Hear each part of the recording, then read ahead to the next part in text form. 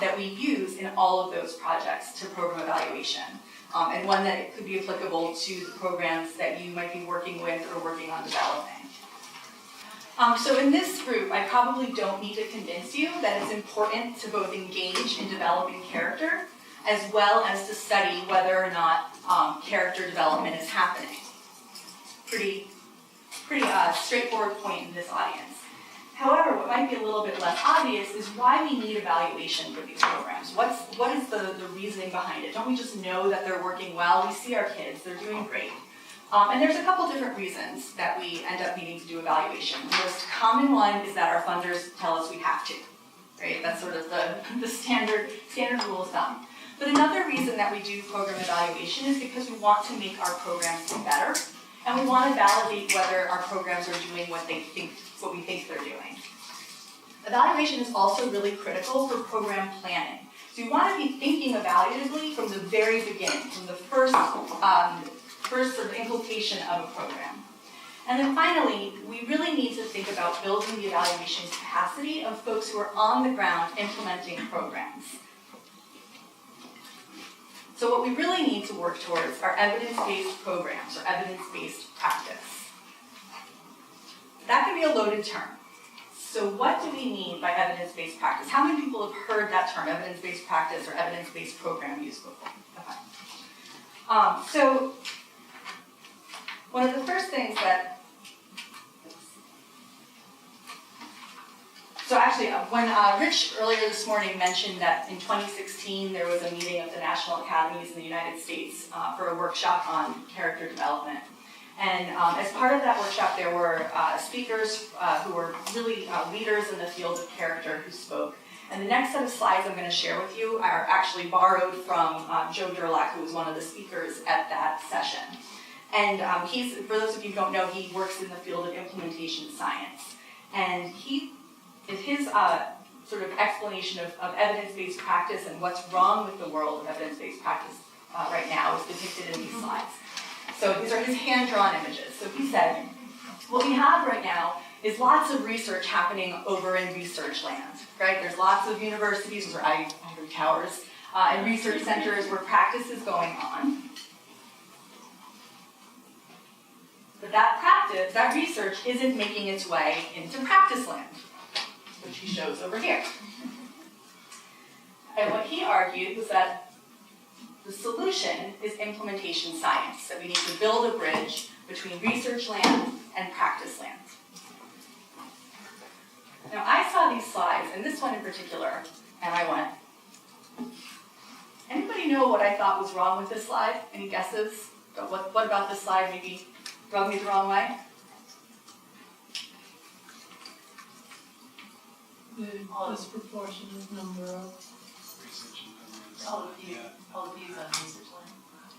All the information is coming from research land. Right. There is nothing coming from practice land.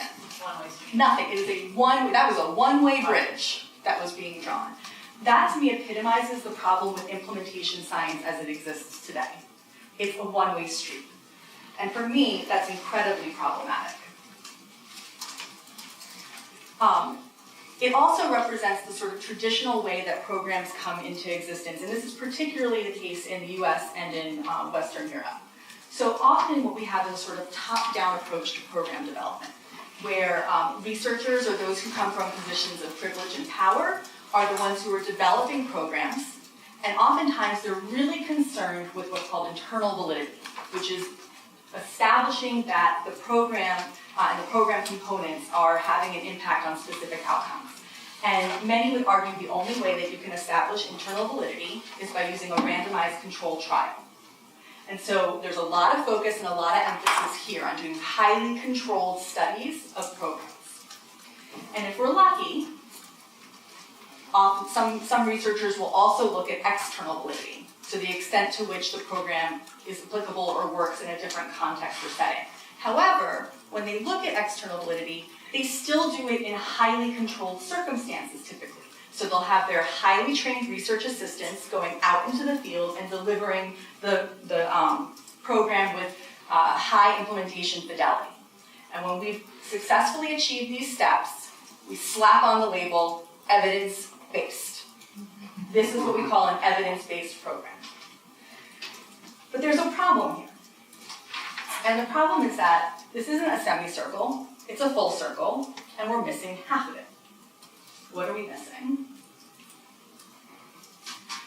We're missing a focus on a couple of different types of validity. One is construct validity, and that's how well our measures are actually measuring the constructs that we think they're measuring. So think about, you're in your own local context. You wouldn't just take a measure that was developed in a US context and apply it to another country and assume that measure is measuring the same thing.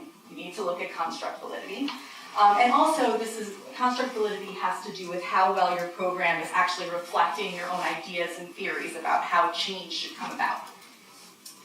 The other thing that researchers or top-down developed programs will tend to neglect is what's called conclusion validity. And conclusion validity is the degree to which the conclusions you're reaching are actually reasonable. But most importantly, what gets neglected is what's called, here we go, viable validity, and as Rich mentioned earlier, ecological validity, which I've incorporated into my model now. So viable validity is the extent to which the program is practical, affordable, suitable, and helpful in the real world. And ecological validity is the extent to which there's a fit between the program and the environment or the context in which it's being implemented. Programs that are grassroots, or what I call bottom-up programs, tend to be particularly good at focusing on ecological validity and viable validity. So practitioner-developed programs that are really coming, bubbling up from the ground, that's where the emphasis tends to be. There's a need. How do we fill it? Where problems often arise is there's not the capacity or the training to be able to start looking at things like internal validity and external validity. So we have top-down programs that tend to focus here. They get the label of evidence-based. And then we have bottom-up programs that tend to focus down here and they get nothing.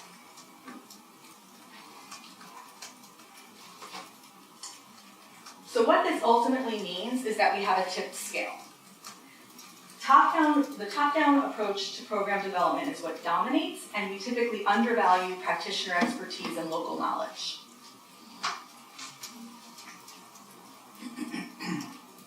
So how do we balance the scale? Through evaluation partnerships. We want to make sure that we're equally valuing the expertise that we get from practice, from the world of practice, and that which we get from the world of research, so that we're taking advantage of the skills and the contributions that each can make. So I'm going to tell you a little bit about an approach that I use in my work to program planning and evaluation. And I'm happy to, I'm doing a very brief overview of that, but I'm happy to both leave you with resources so that you can follow up, and I'm also happy to speak with you after this talk or a later point.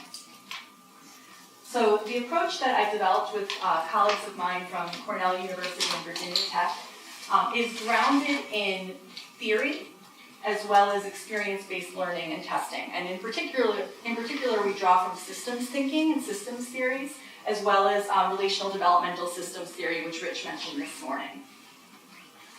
Out of those foundations, we've developed an approach to evaluation comprised of two things: an evolutionary evaluation approach and a partnership model, which I mentioned before. So when we start our work, we come in to working with an organization as partners. And one of the first things that we do is we establish an evaluation partnership. So we don't come in as outsiders and assume that we're going to tell practitioners this is what you have to do.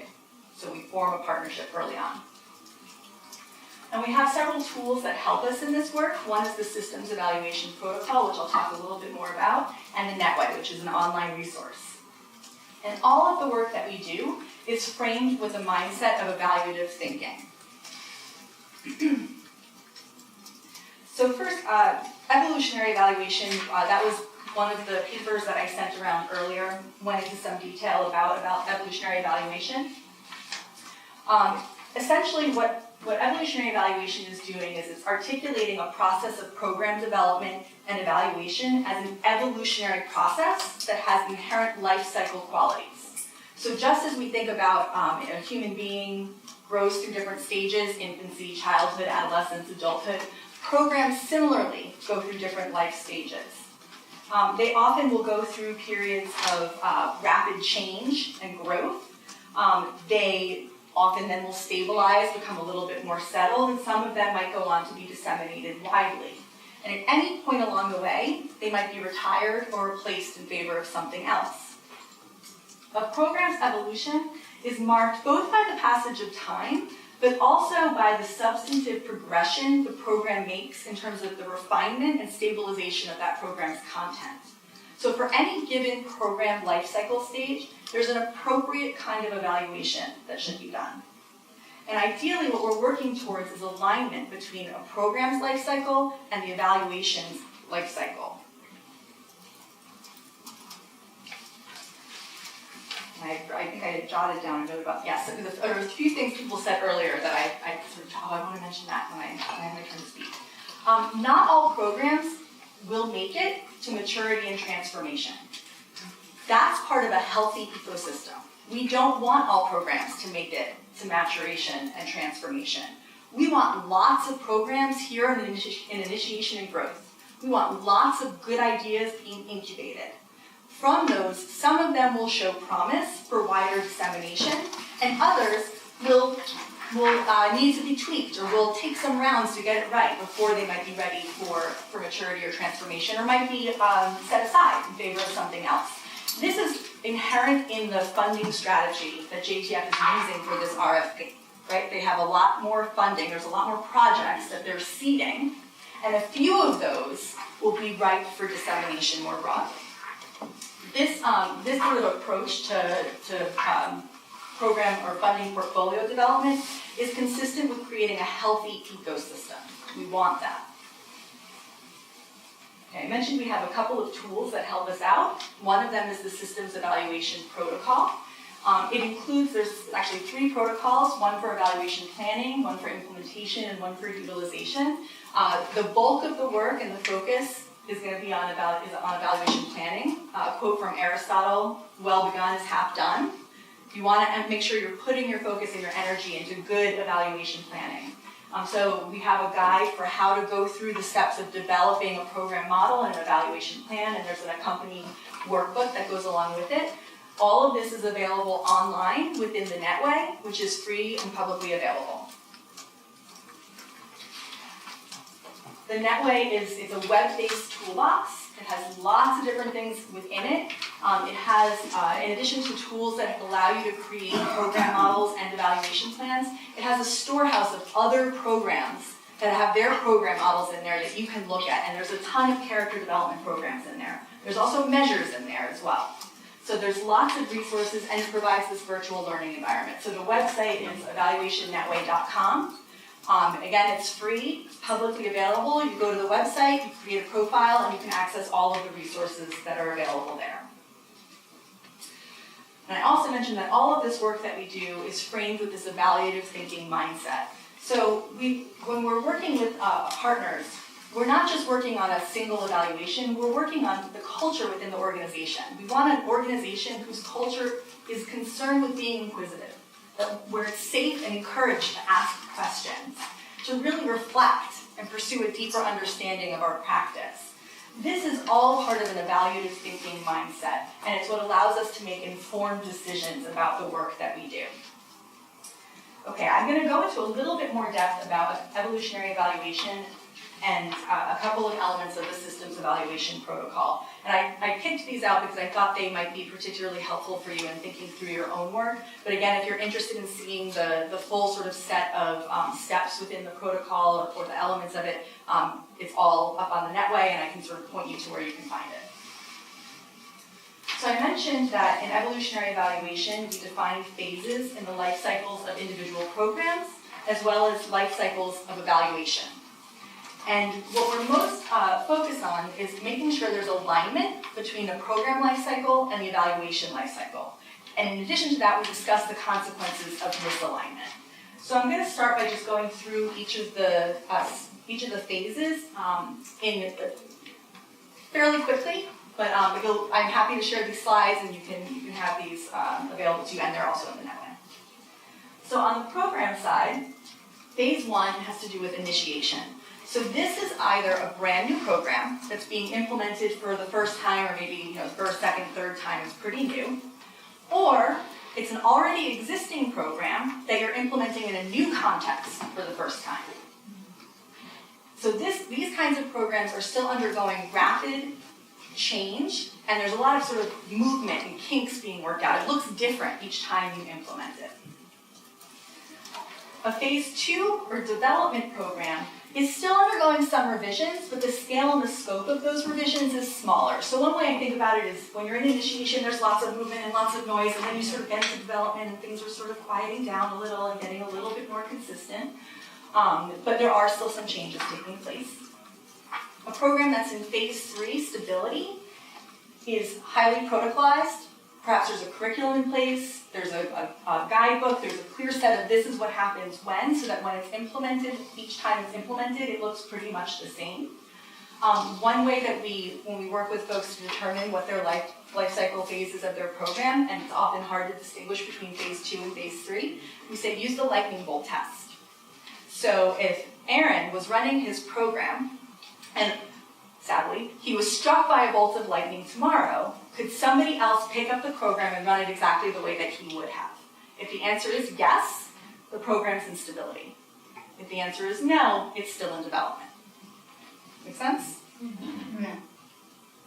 Okay, so phase 4 is dissemination. So this is when the program's being implemented in multiple sites across a range of different contexts. So on the evaluation side,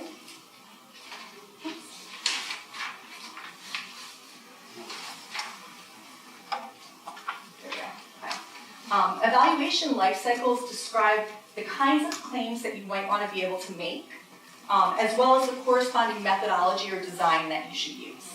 So a phase 1 process and response evaluation is really going to focus on implementation. What's actually happening on the ground? Is the program being implemented the way you thought it was going to be implemented? It's also going to look at things like, do people like it? If they don't like it, and they don't show up, it's not going to work. So those are the kinds of things that you'll be looking at in a phase 1 evaluation. Here's where you want lots of rapid feedback. You want to find things out quickly. I always tell my students, I'm a college professor, I teach. When I get up in front of my classroom, I'm doing evaluation. A lot of people don't call it evaluation, but it is. If I look around the room and I see that half of my students are falling asleep, I'm going to change what I'm doing. I'm not going to keep doing the same thing. That's evaluation. It's rapid evaluation, it's rapid cycle evaluation, it's evaluation. That's the kinds of things that are happening often in the process and response phase. It can also be more formalized, but those are the kinds of things that you're interested in looking at. A phase 2 or change evaluation is where you start to look at whether there's a difference, for example, pre and post program. Can you demonstrate any kind of change in outcomes? You also would, in this phase, start looking at whether your measures are reliable and valid. There was actually that question that came up earlier, I can't remember who it was, about if you have a program where you need to sort of refine new measures at the same time you're trying out the program. I would actually argue you could do both at the same time. If you're doing the appropriate kind of evaluation for the life cycle phase of your program. A phase 3, comparison and control evaluation, this is where you get into your randomized control trial designs and your quasi-experimental designs. And finally, the phase 4 generalizability evaluation lifecycle phase is where you're looking at effectiveness across different contexts. Perhaps you're using multiple site analysis or meta-analysis in order to look at the effectiveness of the program.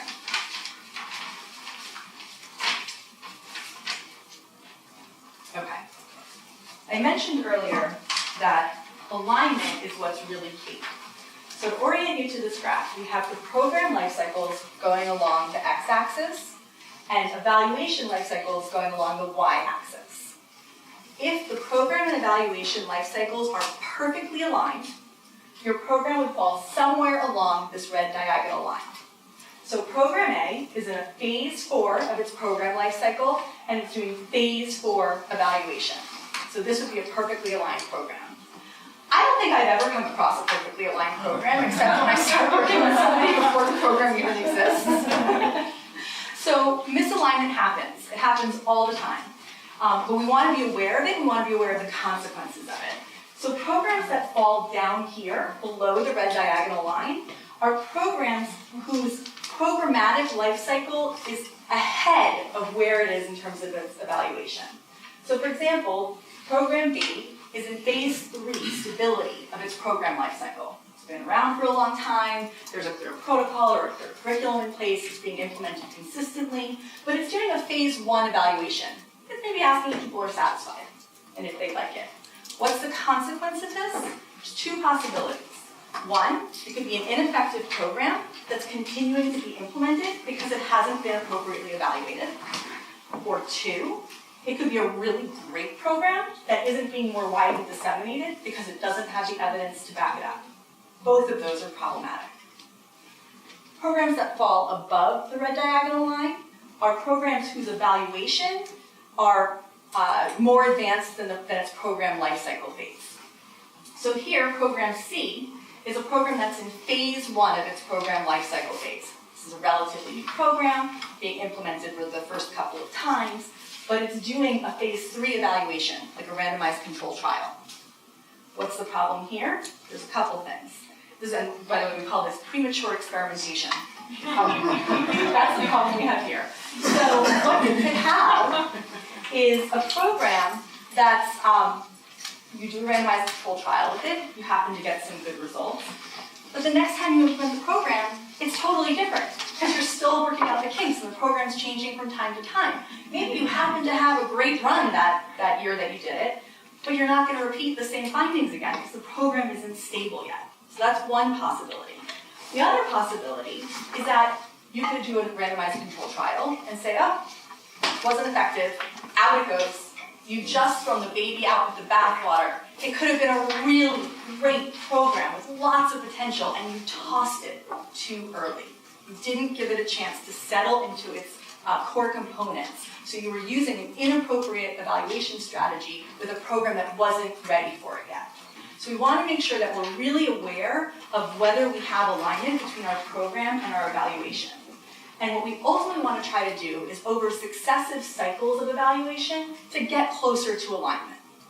And sometimes that can take a little bit of time to get there. Okay. Oh, and I added a note to myself after hearing somebody say something. We need to redefine rigor, not as doing randomized controlled trials, but as doing evaluation appropriate to the program. That is rigor, not an RCT. An RCT done here, that's not rigorous. That's a bad decision. Okay, so I mentioned the systems evaluation protocol is one of the tools that we use in order to do evaluation planning and implementation. And there's several different steps within the SEP, the Systems Evaluation Protocol. And I'm going to focus very briefly on just a couple of them. I'm going to talk briefly about stakeholder analysis. I'm going to talk also a little bit about boundary analysis and pathway models. So first of all, stakeholders and stakeholder analysis. Why? When and why is it important to think about our stakeholders? Can anybody think of an example of a time that you maybe didn't think about a stakeholder and then it came back to haunt you? So when we were first implementing online programs in the Bahamas, we just got an internet to all of the different family islands. Congo, a great new learning management system. What we failed to get input on was whether remote communities had consistent sources of power. So the internet was working. Yeah. Oh, wow. New Providence. Yeah. New Providence. That's an excellent example. Aaron actually gave me one this morning in his talk. This could be off, but I'm sort of extrapolating from what you said. You mentioned that you were surprised when youth identified social harmony as one of the core outcomes of your program. I see this happen time and again. It's happened to me. I'll work with adults, we'll develop great program models, and then you ask the recipients, the kids, what do you think this program does for you? Lo and behold, they come up with something you never even thought of. It's so important to consider the voice of your program recipients. Oftentimes that's youth, at least in my work, that's often youth. We need to remember to ask them, because it can surprise us. The most important or valuable thing about our program might be something we never even considered. Okay, so one of the things that we do is we engage in a stakeholder analysis process where we identify who the various stakeholders are who have an interest in the work that we're doing. The reason it's so important to consider these stakeholders is because perspectives differ depending upon where you sit. We want to try and, at the very least, put ourselves in the shoes of our stakeholders to think about how they view the work that we're doing. The other reason it's important to think about stakeholders is we want evaluation to be useful, and we want it to be useful to the people who have a stake in our program. There is nothing worse than doing evaluation for the sake of doing evaluation. That's wasted money. We want it to be something that's of value and use to us and to the stakeholders that we serve. Another thing that we consider and we think about are our program's boundaries. This is often an overlooked aspect of program development. What do I mean by program boundaries? First of all, there's not a single right answer. It's not like a quiz. What are the boundaries of your program? Nope, you got it wrong. There's a lot of different ways that we can think about it. Each of these is right. All of these could be how I define my home. What I need to think about, though, is for the purposes of my program, and particularly my program evaluation, where am I going to draw the boundaries? To put it into sort of a more practical sort of example, we might think of a program as school. Right? School could be the program. Could be, KIPP is my program. Or it could be courses that exist within a school. That might be my program. Or perhaps actually my program is just biology, so I'm interested in studying biology or what's happening with biology. Or it could be a unit, a specific unit that maybe happens within my biology class. I'm really interested in the ecology unit. We need to draw the boundaries on what actually is it that we're interested in studying and evaluating. The real purpose is to determine what's inside and what's just outside our program's boundaries.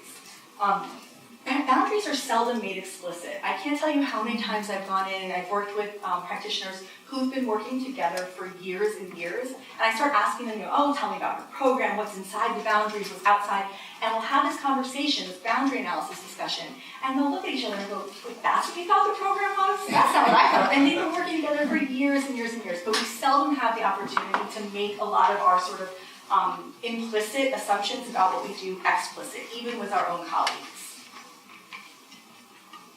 So when you're engaging in boundary analysis, there's a couple things that you might want to sort of ask yourself or consider. One is, what are the kinds of things you want to be able to say at the end? What is it that you want to be able to say your program does?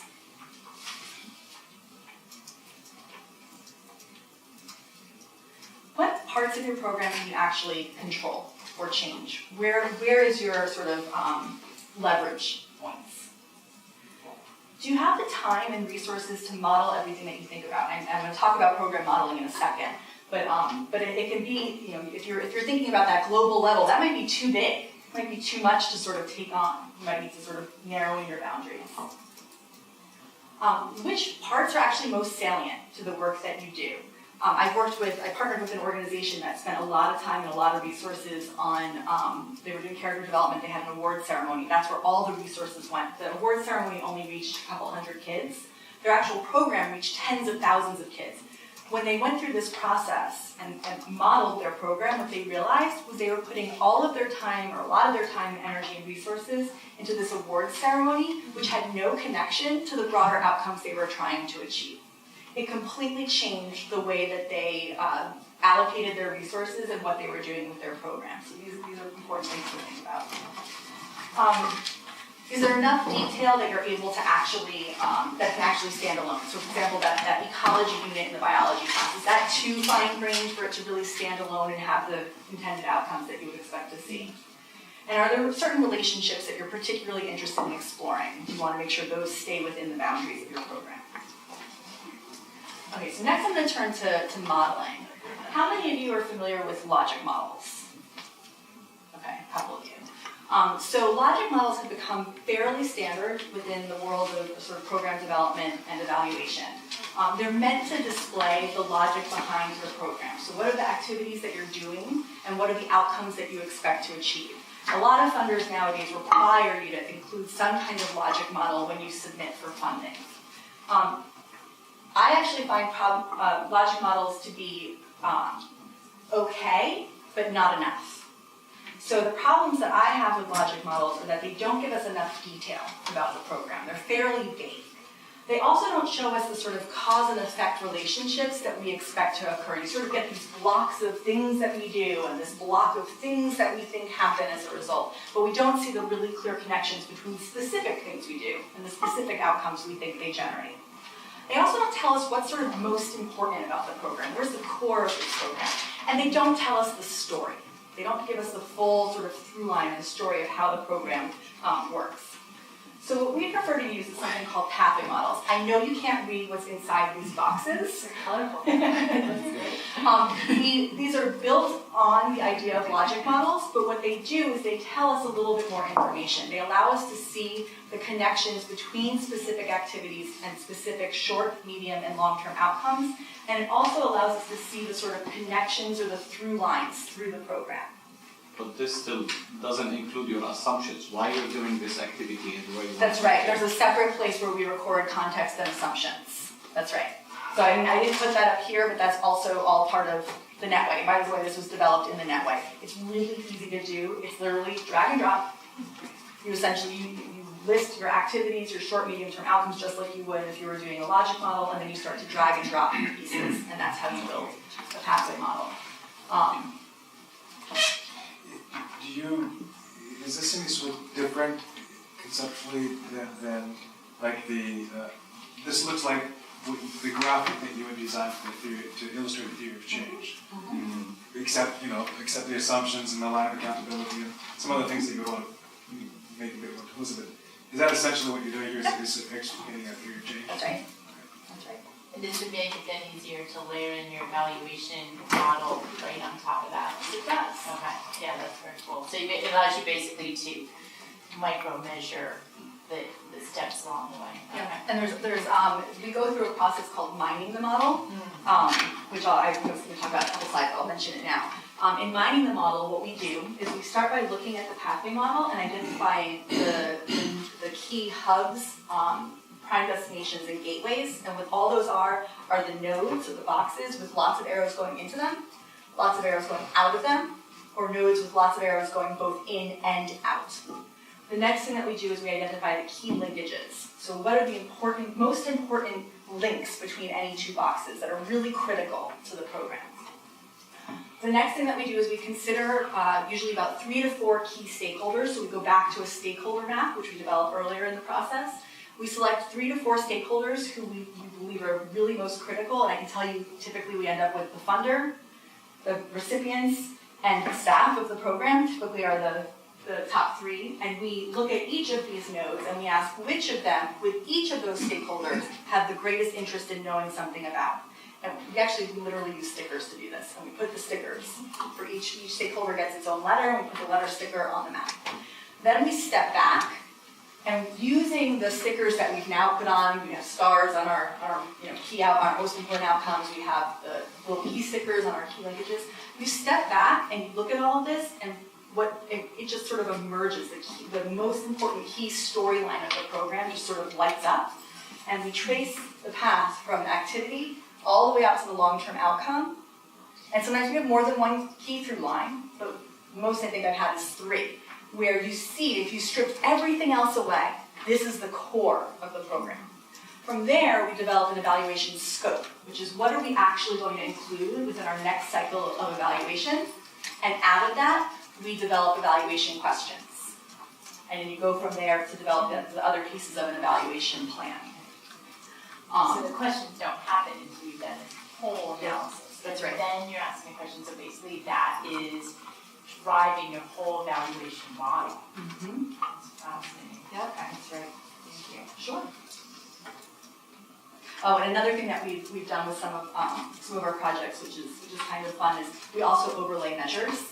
So I've had a couple of fairly large, more complex evaluations that I've done. where we might have multiple different approaches to measurement. We might have youth surveys, teacher surveys, interviews with kids and with adults, as well as teacher report, all different kinds of sources of data. And we'll overlay those onto our model so we can see visually what we're measuring and where we're triangulating across different measurement strategies. Jennifer, Yeah. thinking about entities like CSO, civil society organizations, and that programs are generally embedded into the larger infrastructure of the CSOs. Do you recommend doing this, not necessarily asking about this for this funding mechanism, but just the two CSOs that I'm involved with and who could be applicants for this grant mechanism, for example? Do you recommend having a pathway model for the CSO in general and then the program pathway models embedded within the overall CSO path? Yes. Ideally, what you're doing is you're looking So at that it. requires like double duty programs of what? Yeah, and you don't always have the resources to do that, but Right. ideally you're looking at the system. So you're not just looking at a program in isolation, but you're considering what it's embedded within, what's embedded within it, and what's sort of local to it, right? What are the other maybe similar either programs that are happening or other programs aiming to achieve similar outcomes? They might be doing very different things. But yes, we often, we've worked with a number of different organizations. We've worked with Cooperative Extension, which is particularly the 4-H programs in the United States, where we've had sort of the state level model of 4-H, and then each of the counties has their model, and then sub-programs within that each have their model. So it's great when you can do sort of these embedded layers and then connect up and across as well. So one of the things I've been struggling with is oftentimes it's easy to see how lots of different kinds of inputs will lead to the same outcome. Mm-hmm. I'm discovering my program that the same program can lead to lots of different outcomes, depending on the facet of interest. Mm-hmm. And I'm using the same project model for education programs that are looking at school nutrition, Yep. to livelihood programs that are looking at income and hope for the future and employment, others that are looking at early marriage and first pregnancy, migration patterns, I mean just the resilience.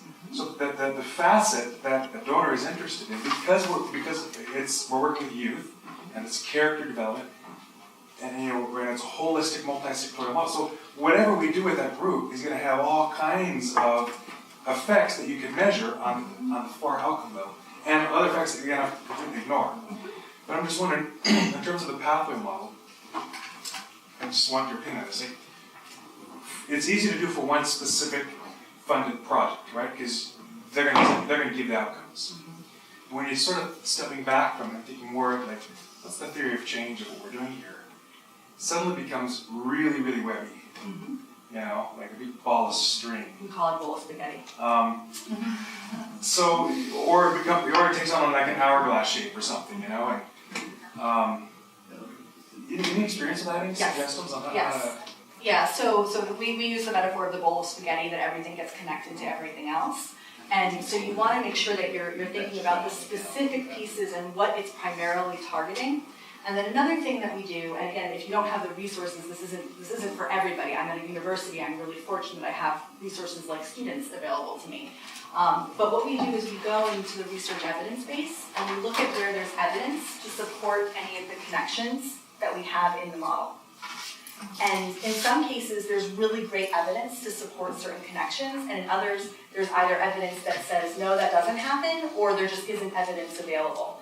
And as a local program that's probably, strapped for resources, as most programs are, you're not going to measure the long-term outcomes. And in fact, you shouldn't measure the long-term outcomes.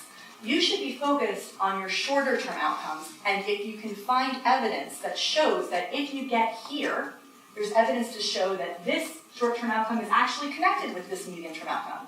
And actually that medium-term outcome is connected to that one. There's lots of evidence out there that will show things like increasing kids' interest in science leads them to be more likely to pursue science in college. You don't need to necessarily follow your kids with your limited budget and your limited resources to see if they go to college. But if you can show that you've increased their interest in science and now can connect to the research evidence base, you've told a plausible story for why you can expect to get to your long-term outcomes. This is a concept we refer to as the golden spike, and if anybody's interested, I have a paper on that I'd be happy to share with you. Okay. As opposed to the golden thread. Yes. The golden spike is from it's the metaphor of the transcontinental railroad in the United States. So it's where the railroad from east to west and west to east, where they met up in Promontory Point in Utah, they laid a golden spike. And so that's where we got the metaphor. It's the idea of where research and practice meet. Right? So it's what you're doing in practice, what you can study in practice, and then where the research evidence can meet with you and sort of take you the distance. I might skip through some of these. I think I've said some of this already. These are just some of the benefits in pathway models. So they're sort of, these are elements of both pathway models and many logic models. So you'll have your activities, which are the things that you're doing or that are happening in your program. It's typically whatever the practitioners are doing or clinicians are doing. Your short-term outcomes are typically things that, first of all, result directly from activities and include things like, I love this one said, awareness. That's a short-term outcome often, as well as knowledge gains, changes in attitudes, or attainment of skills that maybe weren't there before. Medium-term outcomes are directly connected to short-term outcomes or to other medium-term outcomes, and those typically include things like behavior changes, or changes in decision-making processes. And then long-term outcomes are sort of your ultimate impacts, your sort of ultimate goals, and they're connected to midterm outcomes or other long-term outcomes. So it can be everything from social, economic, civic, or environmental, sort of societal change. I spent some time on the other slide, so I won't say too much here. This is just sort of a generic version of a pathway model, which is a little bit simpler than the other one, so you can sort of see the relationship between the yellow boxes, activities, the pink short-term, blue medium, and green long-term outcomes. So when we're working on the systems evaluation protocol, we start by building our pathway models. This is an image from the PACE project that I mentioned earlier. So we have one of our evaluation capacity builders is working with her, with the program practitioners she was teamed with, and they're together working on developing the pathway model.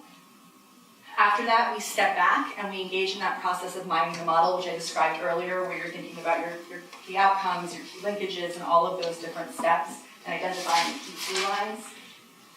And then the last piece, which I didn't mention yet, is we try to get outside comment on the model that we develop, right? So we'll oftentimes go back to the stakeholders and ask them, did we get this right? So we might go to the people, our participants in our program, and show them the model that we've developed and say, does this look right to you? That's where we found out, for example, that we missed a key outcome that a kid thought was like the crux of the program, and it wasn't even in our model anywhere. It turned out it was like the most important part of the program. So it's important to take that step and to have, that spirit of inquisitiveness that goes along with that evaluative thinking mindset. This gets into sort of the drier, more boring part of things in terms of developing an evaluation plan. I mentioned earlier evaluation questions are what will drive the rest of what you do. The evaluation questions are what should be driving the methods that you choose. They should be driving the sample, the design. All of those pieces should flow from and be connected to your evaluation questions. Okay, so what we look for is internal alignment. So is the question that we're asking consistent with the method that we're using and the kind of analysis that we're going to plan on using? And then what kind of claims that allow us to make? So we start from thinking, first of all, remember to think about your program's life cycle. That's key to think about from the very beginning. But we start with what is it that you want to say at the end? Let's not wait until you've gotten to the end and then you go, oh, we really wanted to be able to say X, but the design that you picked would never allow you to make that claim. So you want to be thinking about and aware of the kinds of claims you hope to make and the implications that might have for the design that you choose. Okay, so as I'm sure most of you are perfectly aware, there's measurement challenges in character development. I'm just going to talk about a tiny portion of the challenges that I see come up most often. One is the lack of validated measures for character constructs. So inevitably, you're interested in studying some kind of outcome and there's no measure that exists for it yet. Or if it does, it's been developed and validated in a completely different context that's irrelevant for the context that you're operating in. There are some though, so don't be too discouraged. There are some that are out there, so there's places at least to start. If you're interested in adult practice in particular and how that might relate to different outcomes, for example, for kids, that's even harder. So just as a forewarning. I mentioned even if you can find a measure, oftentimes it's not appropriate for your context, and so you need to do work on that measure in order to make sure it will be appropriate for your context. There's issues with social desirability bias. When you ask people to self-report on their character attributes, oftentimes people are going to say, yeah, I'm totally humble, right? So there's this issue of sort of people are often not going to use the sort of lower half of our scales because of a desire to give the response they think that you want to hear. And then another issue are ceiling effects. And this is what happens when everybody sort of scores really, really high on our measures and we don't get any variability. And that's another big issue that we have in measuring character. So what do we do? Don't panic, for starters. The first thing you want to do is clarify your key constructs. Constructs are what it is that you're trying to measure. What is it that you think you're making a change in? And can you articulate it clearly? So the first thing you want to think about is, okay, what is it? What is the thing that I'm changing? And then you want to think about, well, if I changed this thing, what would it look like? If I wanted to improve communication skills, how would I know if I looked at Johnny that his communication skills were improved? What would that look like to have good communication skills? Then you can think about, well, how might I measure that? And then finally, the tool that you might use. What often happens is the first thing people go to is, give me the measure, right? What's the tool? That's actually like really late in the process. You start with all that program modeling first. You get to the measure, but it shouldn't be what you start with. It's where you should end up. You also want to think about the various sources of evidence. There's a tendency where we default to surveys because they're easy, but there's a lot of other options. So if I'm interested in measuring a change in knowledge, I could use self-report, but I could also look at whether people can answer questions, or I could look at whether they can demonstrate new skills that they've learned. I could ask a third party to tell me, do you think that person had an increase in knowledge?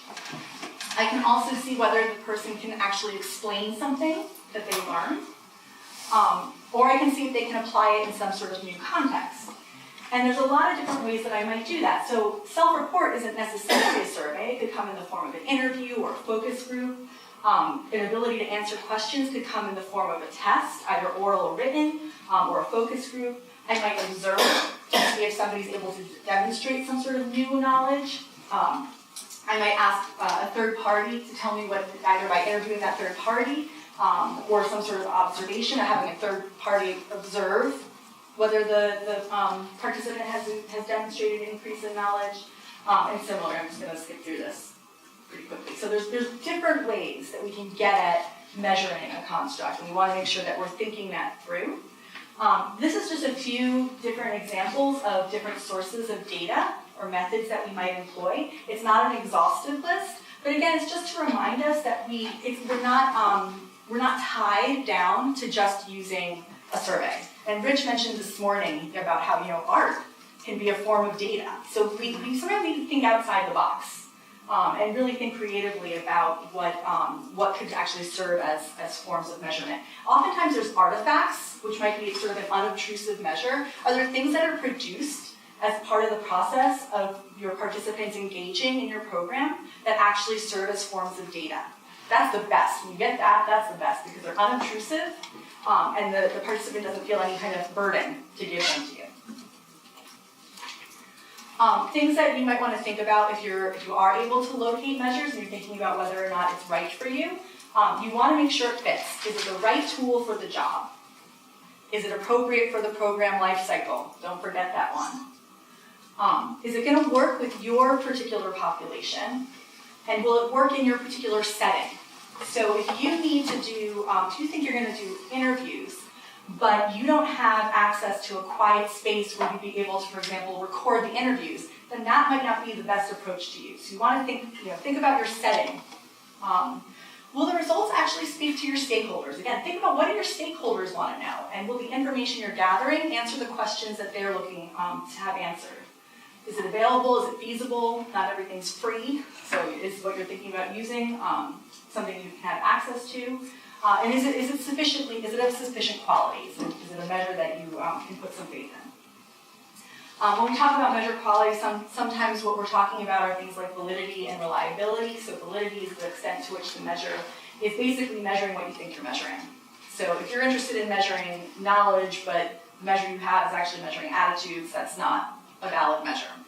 And then reliability is the extent to which the measures are consistently is measuring the construct that you're interested in. Okay, so to wrap up, engaging in character development programming without doing any kind of evaluation is like driving with a blindfold on.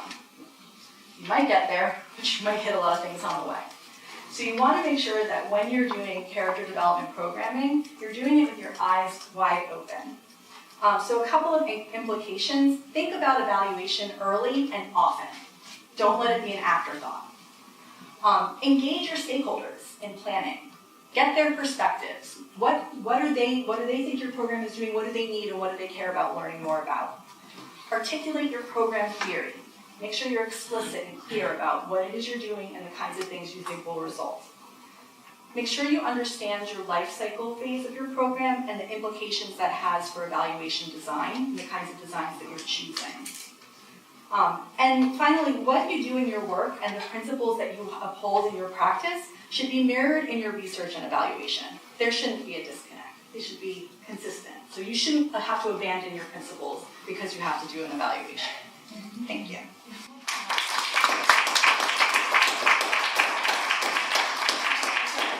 So do we have any questions for Jennifer, just to finish and wrap up this session? And just follow up on, and you mentioned surveys are often the most common, and that would make sense to me, especially in the character development space. But can you talk a little bit about, maybe go a little deeper into that and some of how you remove that personal bias, how you get to that, especially in this arena? Are there some good examples of surveys that have worked in action on this site that we should look to, or what's your best advice for how to craft a survey that, Yeah, it's a vexing It was a problem. perfect example. How humble do you feel? Do you feel less stressed now as a result of practicing that gratitude? How do we really get to the meat of that in a measurable way that doesn't just depend on if, the air conditioning isn't on in the room when you're asking the question? There's a couple of strategies. I can't tell you, they're still sort of being tested out, so I can't tell you this one works really well, but I think they hold a lot of promise. One is instead of having survey statements, like how much do you agree or disagree with each of these statements? I'm humble, agree, strongly agree, disagree, strongly disagree. Instead of doing it that way, to pose it as a question. I'm trying to think, humble probably wasn't the best one to pick. Basically what you want to do is flip it, and your response categories can match the question. It slows people down, and it seems to generate more thoughtful responses. Another strategy is to first start by asking a yes or no question.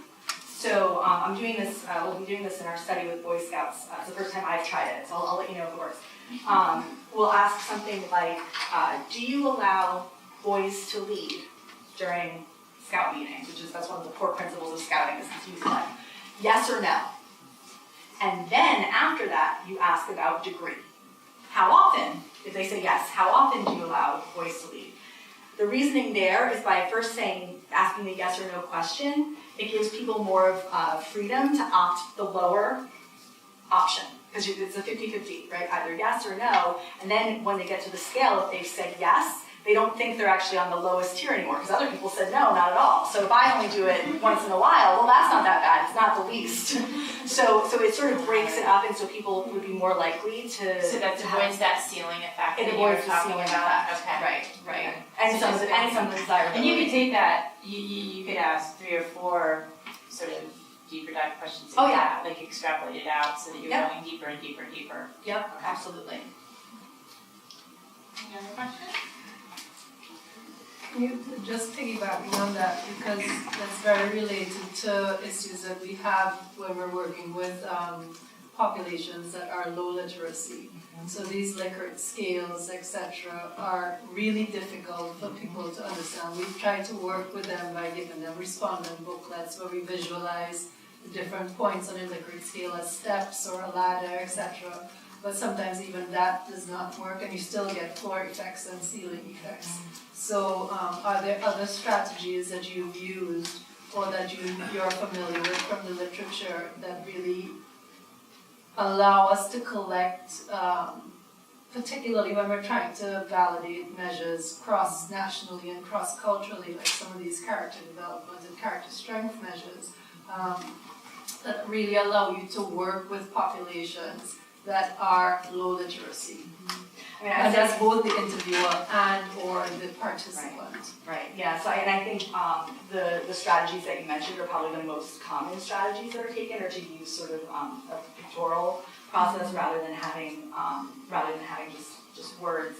And I was gonna add, one of my first questions was, have you tried interviewing, but it sounds like you've also tried that as well. So it might be that surveys aren't right for your population, and that you need to think about other. Sorry? What do we do? Well, it depends what your construct is. So it could be that an other report, like a third-party report, might be a more valuable form of information. What she's saying in marginalized communities is a really powerful issue. Yeah. And what we found, for example, you take a VEC test, which is a well-known depression Mm-hmm. test. You know the person's depressed, they score 1 and 2 positive, which means they're not depressed. But you know, clinically, Right. they are depressed. And obviously, it's a classic test. It wouldn't work in this population. Right. So interviewing would be just an interview. Or clinician judgment. I mean, if you have clinicians that are available, maybe you don't. You have some, but I'm saying it sort of biases the idea of what was trying to look for a little survey. Somebody, maybe the art, Mm-hmm. you know, little faces that you can Yeah. press. But your point is well taken. Yeah. To really test marginalized areas. Yeah. No, it's Serious absolutely a challenge. Absolutely, I agree. Or even photo voice might be another option. I think talked Yeah, about that. mine is a much more technical question, actually about the tools that are available on Evaluation Network. You demonstrated the pathway model tool, but then you were talking about in your evaluation planning, you layer that with actors and decision points and all that sort of thing. Are there tools that you can actually electronically stack those on top of the plan, or is this something that you generally do by hand? Print out a big picture and then go and put stickies on it? I do it, when I facilitate with groups, I do it by hand. One thing, people like playing with stickers, so it's fun.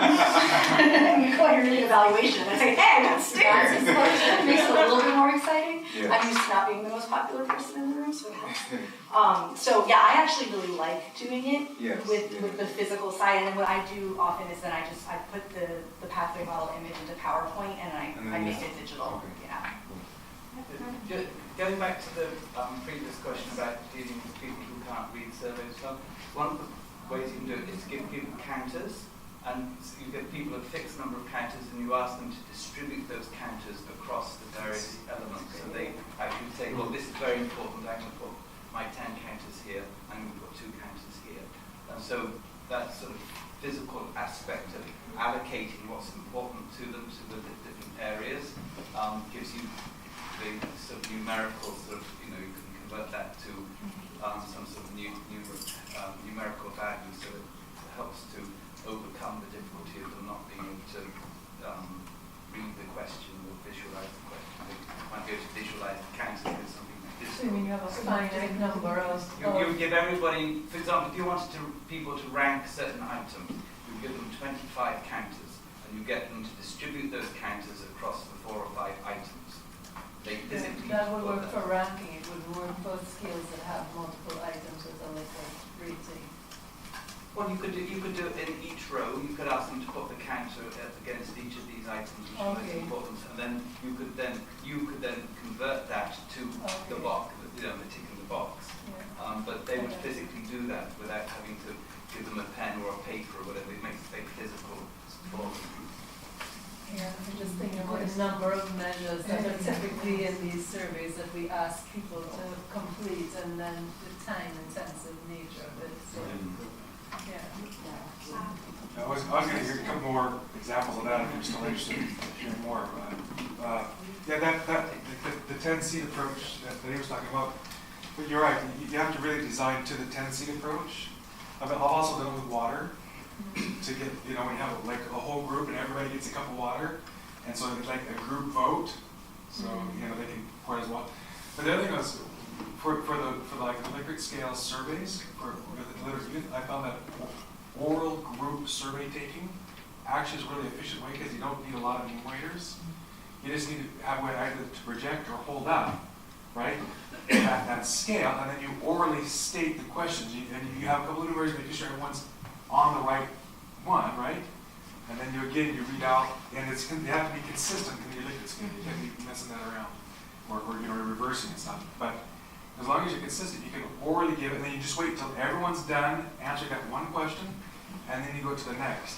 And it's surprisingly a lot faster than the interviews. Yeah, but that's so prone to group influence and bias, so. No, they have to be individually. They have to be doing it individually, not targeting it. But the questions are being delivered. All of the in questions group. delivered, yeah. And it doesn't give them a chance to ask for clarity, Yeah. which is where you have to have a really good enumerator that Yeah. don't then insert a bunch of You bias. need to have, it strikes me that you really need to have STEM questions, or questions within the measure where you are clear that this is what everybody's understanding that to mean. Because, for example, what David was saying earlier about my definition of a friend versus somebody in a guy's definition of a friend, it's completely different. So we've been trying to do that. Yeah, I mean, that we've been trying to navigate this by doing from a tradition that is really very quantitative. Really going in and doing cognitive interviews with the surveys, and then doing focus groups as well, because you are understanding that what we have been thinking that our prevalence data is based on is completely different from what people are thinking that they're answering or giving us information to. A validation of an instrument that would be done before you ever actually would collect data. You would think so, but that's not what happens most of the times. Yeah. It's not. I remember I had a survey once I had to like revalidate, like every region I went into, I had to revalidate it, and then even still I was like shocked with the common words that people Yes, have their own definitions for. Quote unquote basic words. Yeah. So assuming you could validate, Erin, are you saying that when you do the oral interviews with a population of survey takers who are not literate, you're just giving them like number scale 1 to 10, and you're asking the kind of questions like, between 1 and 10, how do you feel about this? Or just give me an example of what are they actually circling as a number? No, it looks exactly like the survey that they would take on their own. Just that you give it a little bit more visual space. Okay. Right? Is the only thing, because they don't have the words to keep them on track. So if they give things a little bit more visual space, and you have a couple of enumerators that are just watching sure that everyone's marking on the same one, then all they have to remember is, say it's a five scale. They just have to remember what those 5 answers are. What the 5 answers are. And then listen. And the other nice thing about it is that you can have discussions as long as your enumerator doesn't insert bias. You can have discussions like, what do you mean by this word? And then everybody gets on the same So if you're page. trying to measure changes in anxiety, in other words, it's say calm to thoughtful to stressed to angry to something, they're just 5 words, and you're saying whatever they are, they're always in the same place on the survey, and they're always the same meaning based on the question, and you're circling it. It's Okay. not at all. So you're or trying just to, but you just have, the point is you have to overcome that literacy challenge and then you have to make sure that everyone's hearing the same question in the same way. That's the challenge. Yeah. The nice thing with the literacy is that they don't, even if you just put the numbers 1 through 5, I mean, they literally don't have to be able to read a thing. You could use 5 color codes, as long as you have up there a visual that reminds them, and you can remind them, and again, with those But I think of that when we do testing with children, so like our kindergartners versus our 5th graders, so they're literally at their age appropriate level, but it's a different literacy level than because the age group. So it's just thinking about how you were, and then to the extent there's different reading proficiency amongst the 5th graders, that's where it gets very challenging to do those surveys. Yeah. Sorry, Mary, did you want to say something? No, I just said we literally read it one at a time. That's a great, And that's just a we great all go piece of through advice. all at the same pace. And there's no confusion, no one has to read anything. We have one final question. One of the problems that we often face with these the questionnaires and rating is the bias towards the middle.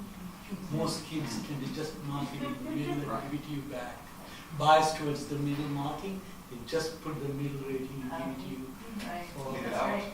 Yeah. Just get a given number. Right, so I'm working with colleagues at American Institutes for Research, and they do lots and lots of work all over. And their standard, which I really love this, is it's a 7-point scale.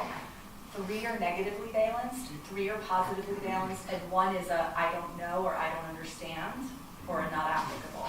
So you have an even number of positive and negative, and then 1 where they can indicate that you don't know or you can't understand or